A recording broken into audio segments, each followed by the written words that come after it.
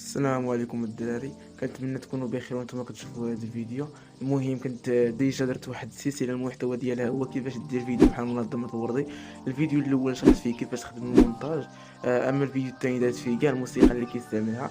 اما هذا الفيديو فغادي ندير فيه كاع المؤثرات الصوتيه اللي كيخدم بها الوردي، منها اصوات ديال الميساجات واصوات ديال الميم. قبل ما نبداو ما فيها والو الا خليتي شي لايك لهذا الفيديو، شي ابوني للقناه، تكملوا واحد في اقرب وقت ان شاء الله.